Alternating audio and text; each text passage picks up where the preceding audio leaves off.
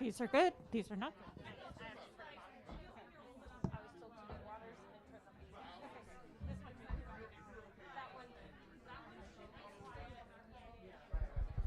one isn't quite on yet. Is that on? Do we want these guys to come out? Or do you want to have them come out first? Oh, okay. Oh, I get to do that. Okay. Hi. Oh my gosh, I feel like a teacher in the fourth grade. Everyone gets so quiet so quickly. Welcome to Politics and Prose. Super thrilled that you're here. Welcome back to Events in the Store. Yay! We couldn't be happier that you're here. And please tell your friends that we are back in store and to look online for our events. We actually have a poster up back there. We're so happy to have you back that we can't stop talking about it. So please help us and talk about it some more. My name is, let me take this off. My name is Wendy Wasserman. I am the community sales manager here at Politics and Prose. One of the things we do at Politics and Prose, in addition to these events and sell you books and fill your bookcase, is we do speakers on the road, and we run a speakers bureau where we can work with you to bring some authors into your businesses. So I run that program. I'm super happy to be here. Okay, so a little housekeeping before we get started with the show, as it were. This is the time where I tell you to turn off your phones, and you look and you make sure that you've done that. That would be really good. This is also the time where I tell you that the program's going to run about an hour. There'll be some conversation, some really good conversation for about 45 minutes. And then we will be doing Q&A with you guys. There's a mic over here. It's behind the pillar. When you get up, you will see it. We're going to ask you if you are, do you have a question for our panelists, that you do use the mic. One of the reasons is because we are filming today, both on YouTube. We're going live to YouTube, and we're also filming with C-SPAN. So we want to be able to hear your question. And we want them to hear your question so they can answer it. And then the other thing, we're just going to ask you afterwards if you can help us fold up the chairs. It's a little housekeeping. It really helps us out a lot. Okay, so on to the show, as it were. You're all here to learn about this great book, Jill, a biography of the First Lady. My understanding, the first biography, full biography of Jill Biden. I'm pretty excited about it. And the authors today are Julie Pace, who is the executive editor of the Associated Press, and previously she was a Washington bureau chief and White House correspondent. She's won the White House Correspondents Association Miriam Smith Award in 2013. Her co-author is Darlene Superville, who is a White House reporter also at the Associated Press. I understand there's a lot of AP, it's an AP alum day. Woohoo! Okay, AP alum day. And therefore, you know that Darlene has worked for over 30 years on the political beats, and she covered both President Obama's and President Trump's terms. Of course, they are here with the famous Susan Page, yay, who's the DC Bureau Chief of USA Today. So ladies, come on in. That's enough from me, and have a good conversation.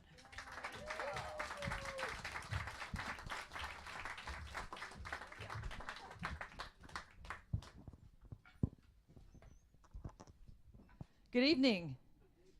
I see some familiar faces out there. When we go to the Q&A, you'll be graded on your willingness to ask tough questions of your new boss. Just hope you'll keep that in mind. It's so great to see people in person, and especially to talk about such a wonderful new book about an interesting figure important in our times, about Jill Biden. Congratulations to the two of you on your book. Thank you. Thank you. You know, there are all kinds of biographies, authorized biographies, tell-all biographies, biographies of the famous and the infamous and the obscure. But I do think one of the most difficult biographies to write must be biographies on the fly, written about figures who are still living and in the process of making news and history. But in some ways, those can be the most valuable biographies because they are about public figures we are still trying to figure out. So we welcome to this genre Jill, a biography of the First Lady, written appropriately enough by journalists who have covered her and are covering her. And I'm going to ask some questions, but we're then going to go to questions, and we'll be eager to hear about what is on your mind. So let's start at the beginning. Why did you want to write this book? I think one of the things that we found really interesting about Jill Biden is that she was both this known figure. You know her name, you know who she is, you've seen her on television before, you've seen her in the spotlight, but she was also very unknown. And if you did know parts of her story, it was often told from the perspective of other people, from her husband, from even her children in some cases. And so the idea of kind of putting the story back in her hands, telling it from her perspective, I think was really appealing to us. And I was excited to write about Jill Biden because I've been on the White House beat, as you mentioned, or someone mentioned, for quite a long time now. And I've covered 4 first ladies, and this book was an opportunity for me to pour out into the book some of that institutional knowledge that I've developed about first ladies. Yeah, And so I think Darlene always, if I can just say for a second, Darlene always really undersells herself on this front. I mean, she is really like the foremost expert in first ladies, I think, in the press corps That's very right generous now. of you. and does that come with a prize or I wish. a bonus? So you decide you're going to write this biography. You go to the White House. You say to Jill Biden in her office, "We would like to write a biography of you." What was their reaction? We were just sort of joking when we went to the first lady's office and sort of said we're working on this project. I would say the reaction was not overly enthusiastic At the beginning. At the beginning. And, we really had to, think about how we were going to write this book if she didn't participate in it, if she didn't talk to us, and how we were going to build this portrait of her, using just sources around her. And so we dug in on that front. And fortunately, through the process, I think as we talked to more people, you know how this goes as a reporter, as people start to hear that you're talking to people around them, they start to get a little worried and start to, I think that maybe it's time for them to talk as well. So we were very fortunate that she spent time with us in September. We talked with her, quite extensively. And I think that it was important to us that her voice was in the book. I think, knowing that, she was able to, again, tell her story from her perspective. I think as journalists, you really want to make sure that you give people, every opportunity possible to do that. And I would just add that it helped that 2 reporters from the Associated Press had come to the First Lady's office with this pitch to write her story. Because of the AP's credibility, our reputation, it wasn't going to be a kind of a gotcha book, or we weren't going to be digging into her past, or like whatever dirty past she may have or not have had, that kind of thing. So that was a really big selling point, I think, for them, just knowing me, knowing Julie, and knowing the AP's credibility. But you didn't start the book knowing that she was going to cooperate. Definitely not. And you would have done it anyway. We Yes. were well down that road, as some people in the audience, and looking at Evelyn Duffy, who was wonderful and worked with us, and we had a lot of conversations with Evelyn and with Bridget about what do we do if we don't get to talk to the First Lady, and how is that book going to turn out. So yeah, we were heading down that road with or without her participation. Well, it's so much richer with her voice. And Jill Biden does not do a lot of interviews, and yet she did 3 with you. How was she in the interviews? Was she pretty forthcoming? She was very forthcoming. She was very welcoming, number one, once she warmed up to the idea of somebody writing her story. At first, she was a little reticent about it. Like, who would be interested in reading about me, I think was one of her initial responses. But she agreed to 3 one-hour interviews, and she answered all of our questions. There was nothing where she said, I'm not going to answer that, or that's off limits. She answered everything that we asked her. So tell me, you've done this. No one knows more about Jill Biden in America than you do. You tell me something that you discovered about her, or that surprised you, something that you think people do not really understand about Jill Biden. I think there are a few things. I mean, one thing that really stood out to me, Darlene said she answered all of our questions, and that is absolutely true. She answered everything. Nothing was off limits. But one of the things that was really clear when we came out of these 3 interviews is that she is very protective of what I sort of think of as the Biden family story, right? I mean, I think to some extent they have shared so much with the world, and they've shared so many really personal and difficult moments with the world. And I think she sees her role in some ways kind of being the guardrail there. Like, if it were just left up to Joe Biden, it would all be out there and he would, answer everybody's question and talk about it, at great length. And I think she sees herself as the person who sort of says, we're just not going to go any further. We're going to keep a little bit of that back. even things, for example, like Hunter Biden's addiction, which is known and has been public. She would say, like, that's his story to tell, right? Like, he should tell that story. And I'm going to keep my perspective on this a bit guarded here. There were just those moments where you could just get the sense from her, like, she's just not going to go any further.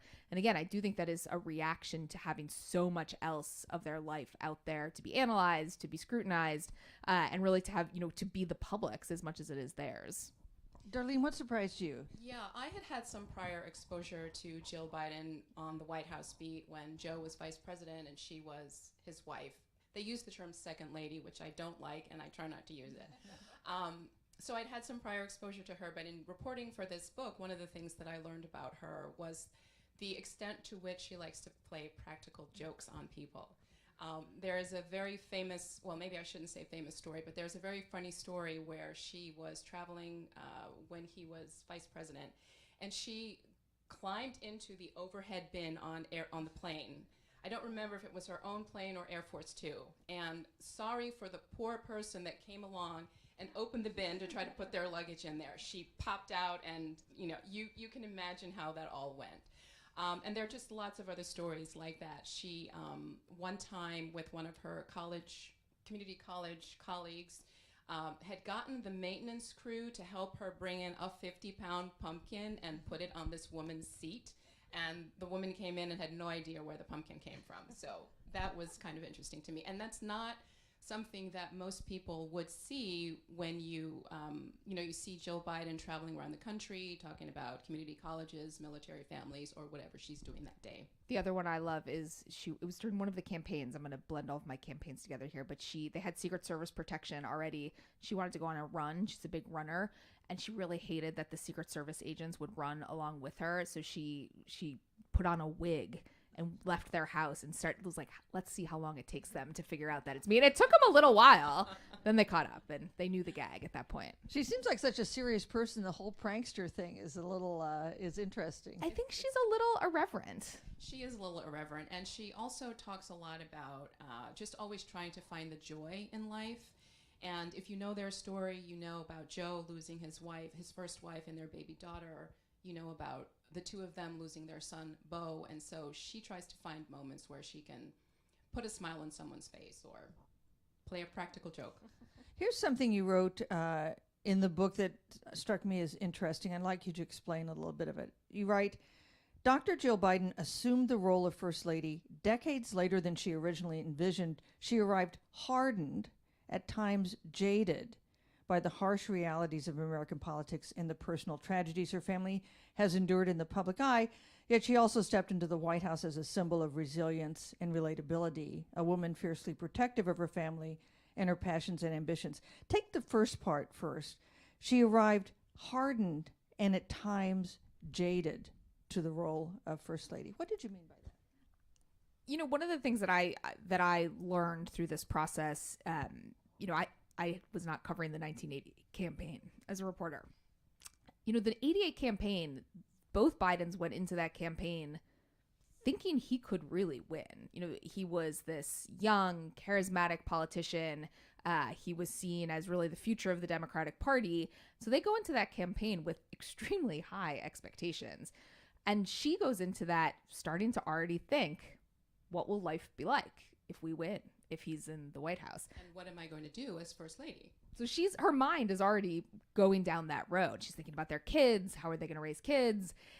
And then it all comes to this crashing halt in really embarrassing fashion.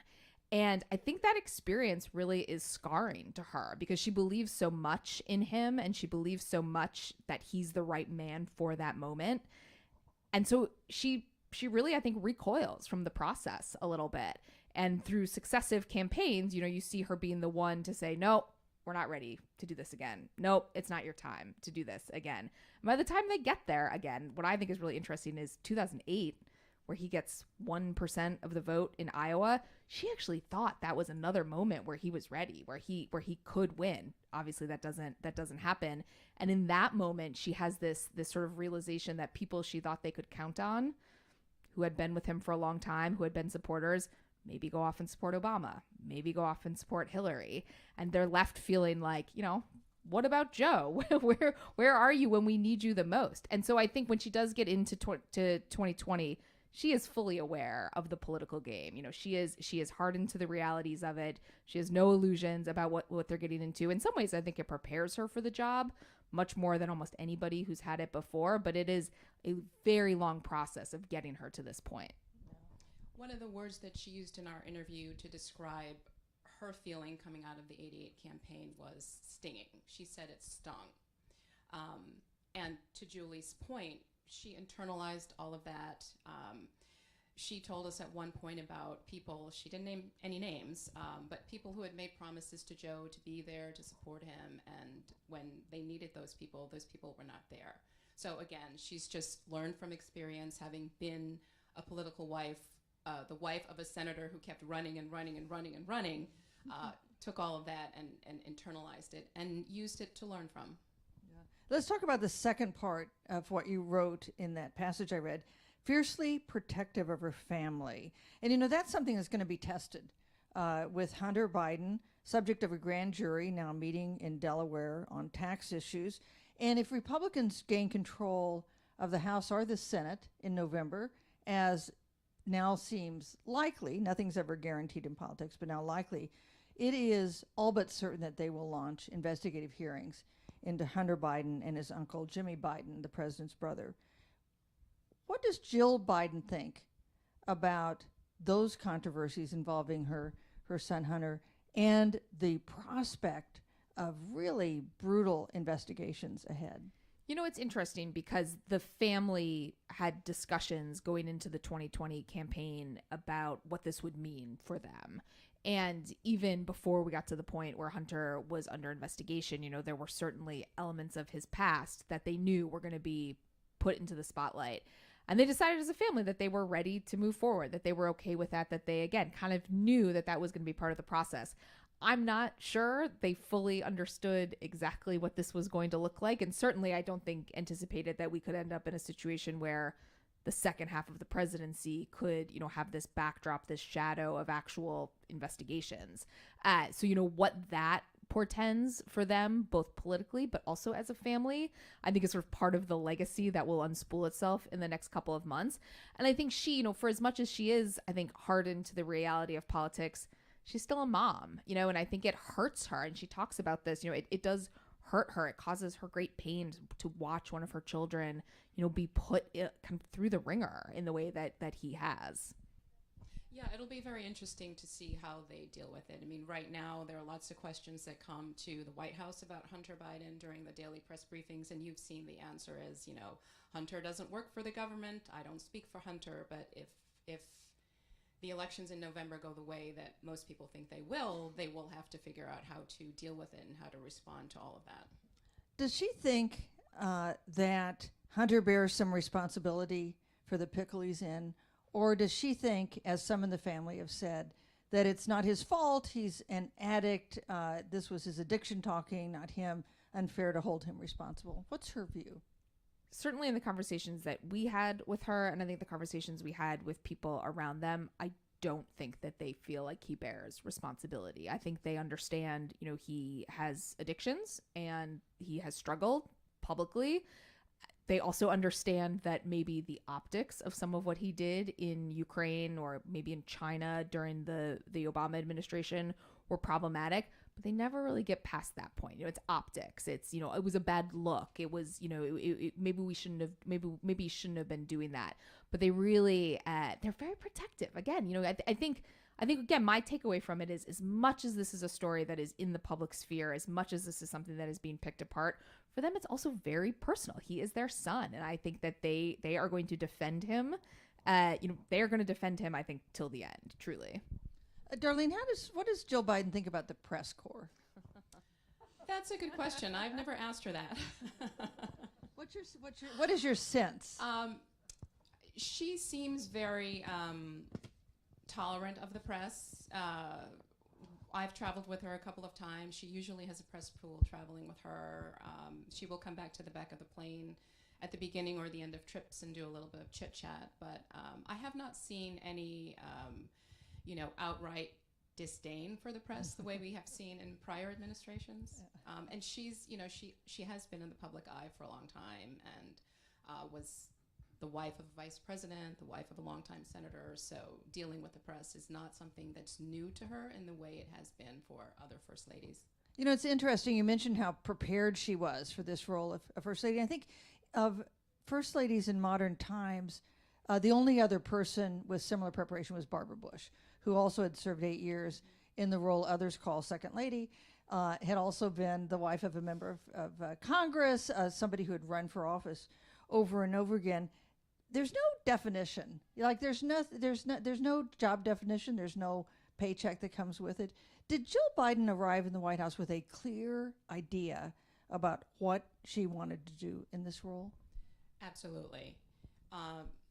Because again, she had been thinking about being first lady during those previous campaigns that never went anywhere. So she had an idea of what she wanted to do. And even before she became first lady, she took some steps to resurrect the military families initiative that she had worked on with Michelle Obama. And she knew that she would have a platform to promote those issues, cancer research, education, those types of issues that she's worked on her whole life. I also think one of the things that was really important to her was to come in and continue to work. And, it's funny for those of us who are, familiar with the Biden story, if you know anything about Jill Biden, you probably know she's a teacher. And I think something I was struck by is it's not a shtick. She's a real teacher. She actually goes to the classroom. Her schedule as first lady is really dictated actually by her teaching schedule. Her travel is built around that. The events are built around that. Her staff really fiercely guards that time on her calendar. Our interview schedule was built around her teaching schedule. That is very much, part of her identity. And I think she came into the job wanting to make sure that she could retain that, not just for herself, though I think it is very important to her personally, but to set a new standard that you can be first lady, you can be a political spouse, and you can retain this independent part of your life because you didn't run for office, right? You're not paid. You're not an elected official. And so she's trying to make clear that you can support your spouse, you can do the sort of ceremonial aspects of the job and still do something that you're really passionate about and that you carried into that job. No first lady has ever done that. Nope, she's the first working first lady. Yeah. Well, they're all working. Let's be working clear. outside the White House. Working outside the White House, an independent career that she had before, that she gets a paycheck for. That has been obviously so important to her, even though some people said she can't do that when she's in the White House. It's important to her that people refer to her as Dr. Jill Biden. Why are those things so important to her? Well, she also taught when Joe was vice president, and being able to do that with all of those duties that she had back then as second lady. I made you say it. I know. She felt strongly that she could do it as first lady. And she often says, teaching is not something that I do. Teaching is who I am. It's really about who she is. And she has also, throughout her entire life, or at least throughout her marriage to Joe, wanted to maintain a separate identity, right? She didn't want to just be known as Mrs. Joe Biden or have her life be consumed by his Senate career. She wanted to keep her own identity, keep this career. I mean, she was teaching when they started dating, got married. And those are some of the reasons why it's very important to her. And I think she's also carved out this real community for herself at Nova, which is where she taught when she was second lady, and continued actually after they left Washington. She would commute down here from Delaware to keep teaching. And she's found this community there. Nova is a very diverse community college. A lot of immigrant students are there. A lot of people who are really trying to make a new life for themselves in this country. She's found a particular affinity for women, has spent a lot of time with women from Afghanistan. There's a large kind of Afghan population at the school. So, in some ways, it's this whole other, this whole other identity, this whole other community that she has. And I think, what will be really interesting is whether it's, 4 years or 8 years in the White House, is whether she continues with that, after they're out of office. And one other point that I would add about the teaching is that she also told us that the teaching has helped her get through some of those tougher times in her life, particularly Beau's death back in 2015, because when she goes to the classroom, she's a teacher. Her students know her as Dr. B.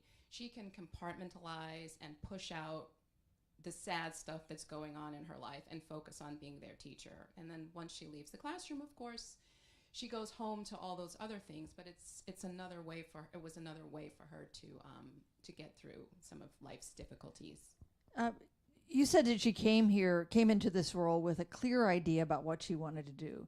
But it's been tough. There's been the pandemic. A lot of she has great personal abilities to interact with people. That's been hard to do during COVID. Does she feel like she has succeeded in doing what it was she wanted to do in this job?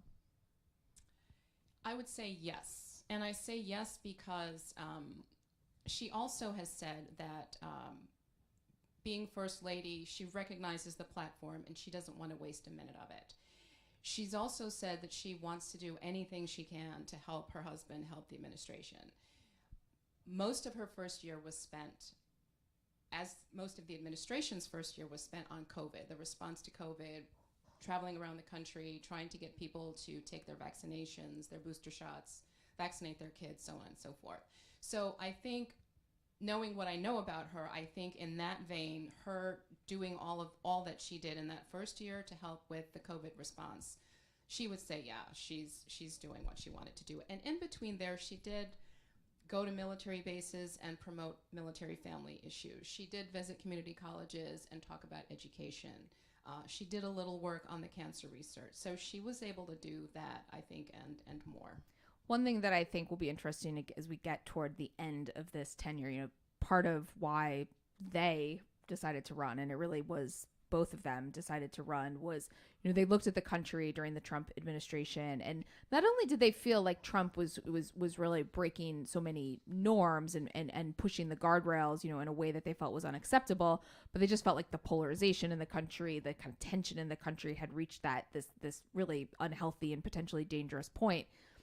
I don't think that at this point she could look and say, we've rolled that back, right? Having Joe in office, Joe Biden, Uncle Joe, the guy with the aviators, that has really kind of cooled tensions. I don't think they could say that at this point. And I don't know if in 2.5 years, if they will be able to say we succeeded on that measure. Does Jill Biden's work and standing affect Joe Biden's presidency? Oh, that's a good question. I think that first ladies in general, they serve a purpose in terms of humanizing the president, right? In terms of that sort of little intangible, do I just like the guy? And it's all been guys so far, do I just like that person? I think that is one of the things, she does bring some element of that, I think, to him.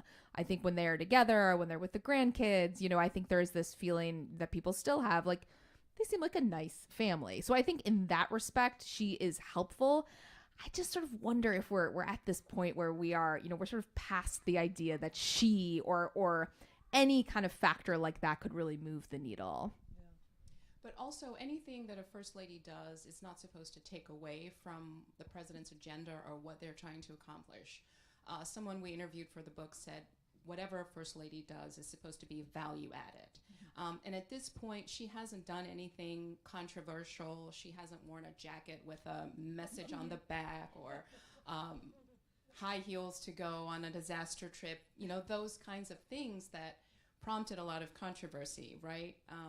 So in that vein, she's okay so far. Of course, sometimes you need to do something controversial to get attention, to get something done, to shake things up. Not Jill.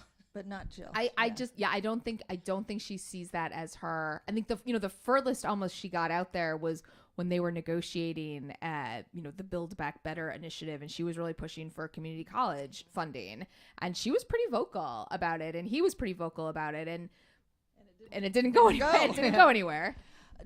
Does she weigh in with him or with others when it comes to actual policy decisions in the administration? I would say she probably does, because most first ladies we've come to know, they do that behind the scenes when they're alone at night over, she likes to have candlelight dinner with Joe.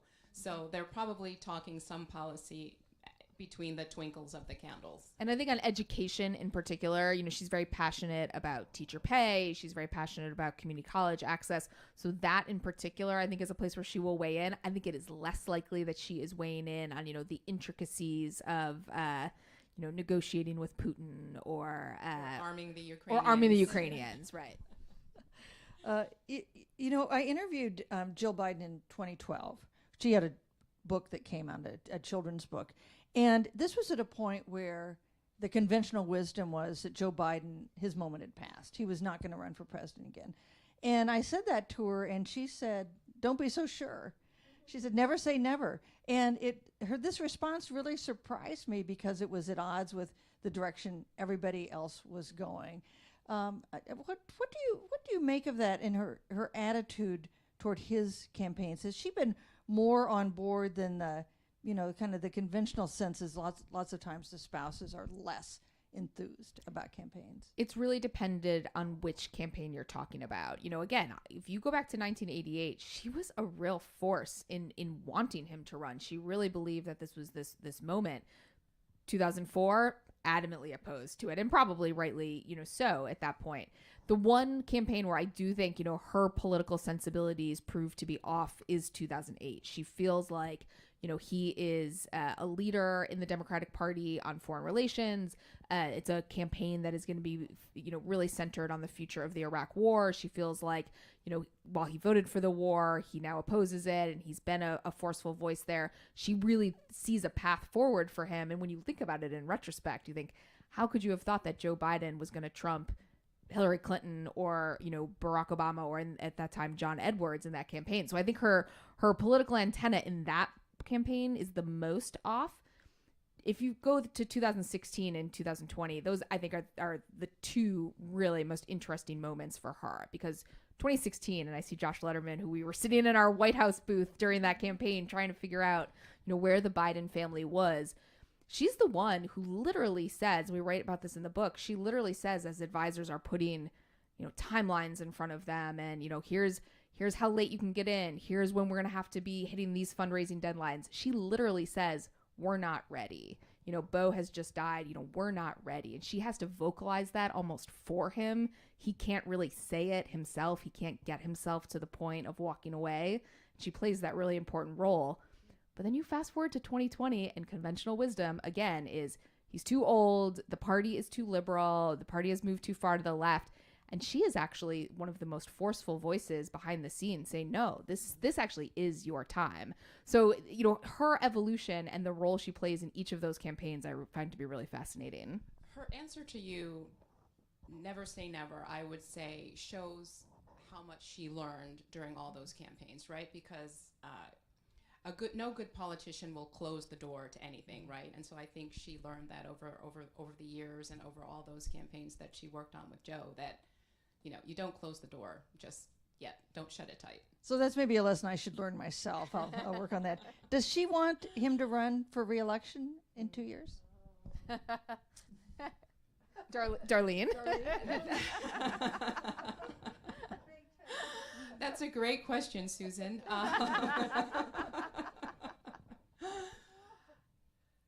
If he wants to, I think she'll be there behind him, yes. And I think it also gets to what Darlene was saying. Once you close that door, you're a lame duck. You're irrelevant. So I think they will leave that door open publicly, at least, as long as possible. We have so many great reporters here that I think we should go to questions. If you could line up at the microphone so that you'll be recorded for eternity on YouTube and C-SPAN, that would be great. And while you're filing up there to ask some questions, let me just ask you, did she have any advice on being the spouse of the vice president that she gave to the second gentleman? She did, and I am trying to remember what exactly it was. She did take Doug Emhoff under her wing a little bit, and just, try to tell him, savor the moments, that sort of thing. It's a lot easier when you're in that role than when you're president or first lady, because all of the attention is on you. Of course, a lot of attention is on Doug just because he's blazing a trail in this new role. But she did try to help a little bit in the beginning, and she's also helped him with some of the teaching. She's also teaching. He's teaching now at Georgetown Law School. So there are areas where they do commiserate. And I think, there's part of that relationship. She and Michelle Obama had quite a close relationship. They didn't know each other. They kind of got to know each other a little bit on the campaign trail, but they actually developed a real friendship, and the two couples really did.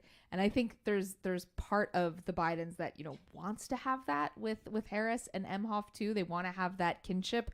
I'm not quite sure they're there completely in the same way. But I think there's part of her that wants to, have a partner. Seriously, you're going to be embarrassed if no one will step up there and ask your question. Look, please go ahead. Nedra. I'm going to relive my AP glory days and get the first question.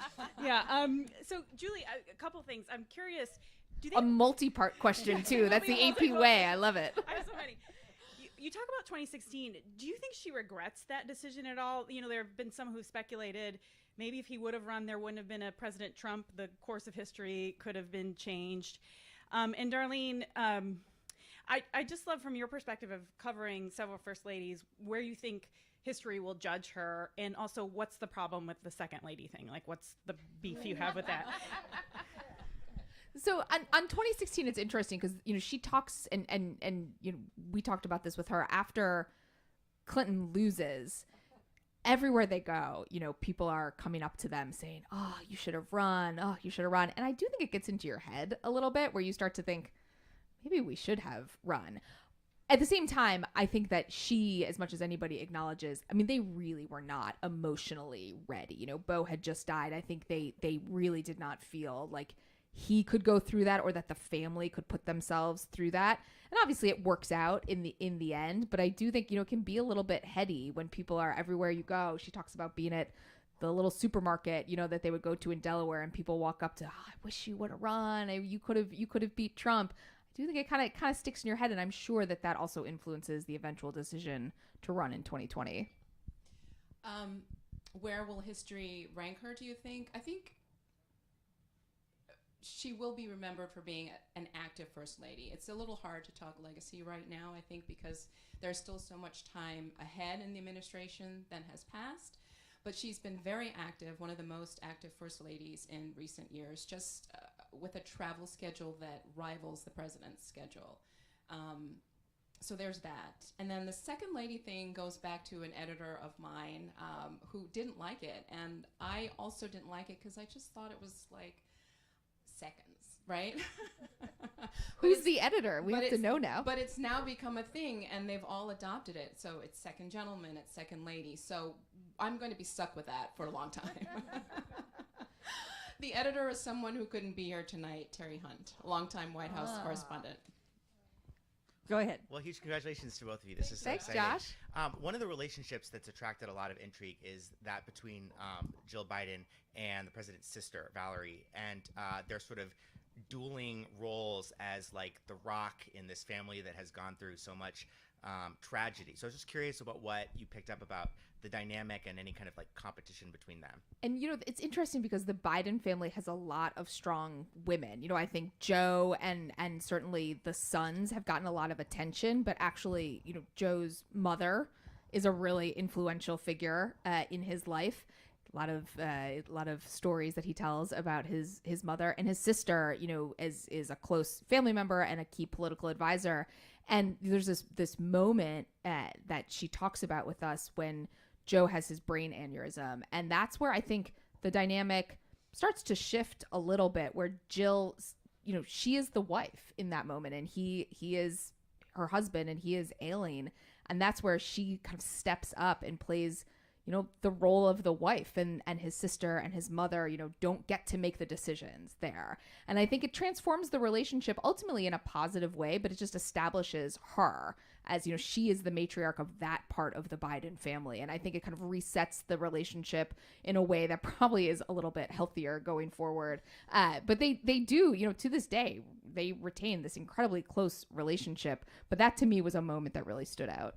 Yeah, and in the book, Joe's in the hospital, and the whole family's there, and Jill is sort of sitting off to the side while the rest of the family is talking and debating and trying to figure out medical treatment and making all these decisions. And it's almost as if she has this out-of-body experience where she stops herself, Jill, and realizes, wait a second, that's my husband.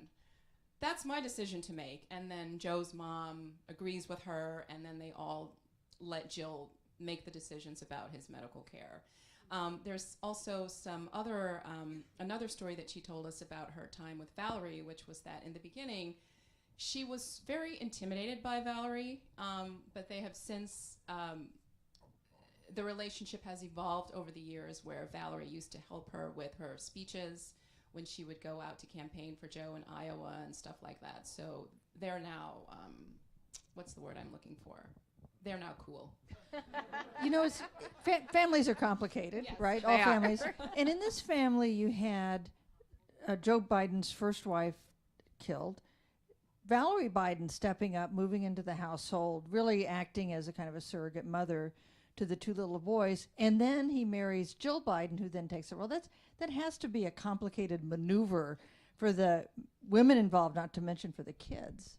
I think it absolutely was. I think on the one hand, everyone you talk to who was sort of around at that time talks about just the positive impact that Jill had on the family, on Joe, kind of pulling him out of this really low moment in his life, the boys who are young at the time. But again, the Biden family, when there's a crisis, the Biden family sort of like closes in on you. And so they did that for Joe and for the boys. And then in steps Jill. And I think it does kind of shake up the dynamic a bit. What's a relationship like with, what was a relationship like with Beau, and what is it like with Hunter? They had a great relationship. She talked a lot to us about how Beau was the protective one. He was very protective of her when they were growing up. And of course, the boys also took to her almost immediately. They were kind of longing for some sort of a mother figure, even though Valerie was there in their lives. And it's actually the boys who went to Joe at one point in time and said, we think we should marry Jill. Not you should marry Jill, but we think we should marry Jill. And she described Hunter as being affectionate, and she had seen early on his promise as an artist, which is something that we're seeing now, which is, again, putting him in the spotlight. But she had a great relationship with both of them, and she still does. Hunter Biden was at the White House on Monday for the Easter egg roll, and he was going around glad-handing people and introducing himself and just, working the rope line, so to speak. Anne, go ahead. Well, congratulations. Thank you, Susan. Congratulations, Thanks, Jan. Julie and Darlene. I'm looking forward to reading the book. You've described Jill Biden as a really fierce advocate for her husband's best interest. And I was interested in both of your sort of laughing hesitation to answer directly the question about reelection. If she felt that it was not in his best interest to continue to try to be president, would she be a voice to tell him not to do it? I definitely think so, I do yes. Too. I do too, because again, I go back to the 2016 example, right, where I think, if he had been left to his own devices, I think he probably would have moved forward with it. I think he felt like it was a moment. Why not me? I'm the vice president, even though we've had this family tragedy. I think his impulse would have been to push forward. And she was the one who was saying, I don't think you are ready for this. I don't think we as a family are ready for this. So, my read, if you kind of extrapolate from that, is if she felt like it was not in his best interest, if she felt like it would cause him harm in some way. Now, I think that's different than if she thinks, he might lose, right? I think that's a different question. But I think if she thought it was not in his best interest, I do think she would be a voice, and perhaps the only voice that would really matter in that situation. Do you have a sense of whether she thinks that Kamala Harris would be able to take that mantle? It's the $1 million question, isn't it? Well. I know. I mean, that dynamic is one that, I think candidly, I don't think we got as much insight into as we would have liked. It's a fascinating dynamic. But that is the $1 million question. If it's not him, who is it? And your obvious, your gaze turns to the vice president, of course. Of course, his experience with his, as vice president, was not that Obama weighed in to try to determine who would succeed him. Please, go ahead. Hello. Hey, Laura. Congratulations. Hi. Thank you. Congratulations on your book. Thank All right, you. a lighter question. We know that Dr. Biden does like to be called Dr. Biden. How does she feel about the title of your book? That is a good question. When we interviewed her, she wanted to be referred to as Jill. She was pretty casual, I would say.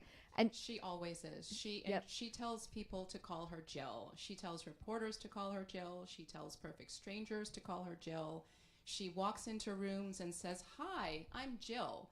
Not "Hi, I'm the first lady," but "Hi, I'm Jill." And so I think I like the title. You wanted to know how she feels about the title, but I'm going to tell you why I like the title, because the purpose of the book is to try to introduce the public to this woman who is now serving as First Lady, someone who is now getting her moment in the spotlight after years of kind of almost being behind the scenes, right? And so because she wants people to call her Jill, I think it's the perfect title for the book. Well, do you think that she's gotten a bad rap on this? I mean, there was a big, I should say, contretemps around this issue early in the administration about, so I forget who it was in the Wall Street Journal took It off wasn't after in the her, administration. It was during the transition, okay. and that was one lonely voice Yes, out right. there who was being but does she get? anti-woman. Yeah. So do you think she gets a bad rap on this front? No, Or she think of- went to school. She studied. She got her master's, her bachelor's, her doctorate. She earned it. So, yeah, embrace it. And she does. Please go ahead. Congratulations, first of all. thank you. Jesse. And I'm always interested in how reporters write while they're still working. So, tell us a little bit about the writing process of the book. And also a second question coming from my professor side. Talk a little bit about how the perception is that you're writing about someone that you may have to cover. Is there objectivity issues here moving forward? I mean, I'll take that last part first. Darlene and I felt very strongly, and in basically every conversation we had about the book with each other, with sources, with others, with her office, we made very clear that this was a reported biography, that we were reporting this, that we didn't collaborate with her office. This was not, the authorized, biography of Jill Biden. This was a reported project. And it got almost to the point where we just kept inserting it into every conversation because we just wanted to make sure, to your point, Darlene has to go and cover the First Lady, every day, and she's going to do it in an objective way. And so it's important to us to make sure that people know that, again, it's not a collaboration with their office. On the writing process, I would say we had a really great team. And again, Evelyn Duffy, who's just incredible, and Bridget, who's somewhere around here, and all of our team at Little Brown. I mean, it is just, this, like, I think this was my first book that I worked on. It is a team effort in a major way. And we really couldn't have done it without them. It also involved a lot of late nights. We were doing, edits and rewrites, deep into the middle of the night while doing our day jobs. I don't necessarily recommend And doing neither it the one way of us that we has did. a lot of padding in our day jobs. No, I wouldn't say it's like the preferred way to do it. But it was a crunch for sure. Was there anything that she wanted you to take out of the book or not include in the book? No, she answered all of our questions, and there was nothing that she said to us was off limits or anything like that. So we took everything she gave us, everything we gathered from all of our reporting, all the interviews we did, and poured it into this baby. Have you ever seen her mad? No, but I know of times when she was mad. When was she mad? Did we talk about the example with the priest in the hospital? We did not. Okay, so this goes back to the 87 campaign, and it's after he drops out with after the plagiarism allegations. And then it's discovered that he has a brain aneurysm, and he's in the hospital, and we did talk about this briefly a moment ago. So he's in the hospital, and she is trying to line up childcare for her kids, trying to find Beau, trying to find Hunter. And then she goes back to the hospital one day, and outside of Joe's hospital room, there is a nurse sitting at a table doing charts or something. And so she's just trying to go in, and the woman stops her and says, "Oh, no, you can't go in there." And Jill says, "But my husband is in there." And the nurse tells her, no, you can't go in there because they're giving him last rites. And she just, and she storms into the room and yells at the priest, get out, get out. And the priest just like collects his things and runs out of the room. Why was that? Why did she react so to that? I think because just having a priest standing over your husband administering last rites kind of sends the message that the end is coming, and she didn't want to believe that. She didn't want Joe to believe that, and so that's why. So let me ask one last question. What do you think, now that you know Jill Biden so well and have written this wonderful, interesting book, which I'm sure everyone will buy, certainly everyone in this room will buy, what is misunderstood about her? What is about Jill Biden do people just get wrong? I think people don't understand or they don't know she's actually really interesting. She's kind of, again, this sort of unknown first lady, this known unknown character. I think, frankly, people might think she's a little bland. She doesn't have this sort of compelling narrative. She's not, the model like Melania was. She's actually really fascinating and a little snarky and a little irreverent, has kind of this great sense of humor. She's kind of the type of person you might like to go have a glass of wine with. She's just interesting. And I know that may sound basic, but I think that that is a misunderstood thing, that she's an interesting person. Also a good thing when you're doing a biography of her, that she'd be interesting. Darlene, what do you think people maybe get wrong about her? I think people that think about Jill Biden probably just think of her as a teacher, when there are so many more layers to who she is. And that doesn't always come across or come through. And first ladies, I think in general, are usually underestimated, and they're all, at least the ones that I've covered, have all been fascinating in their own ways. So that's what I think. People just see her as a teacher. What does she think about your book? We don't know. Yet. We're okay with that. Well, we think your book is great. Thank you for writing it, and thank you all for coming here tonight. Thank you. Thanks for coming. The book that we've just been talking about is signed. Thank you. We spent some time with getting very familiar with pens behind the register, so there's a nice big stack for you there. And then as a super bonus, we also have Susan's book here.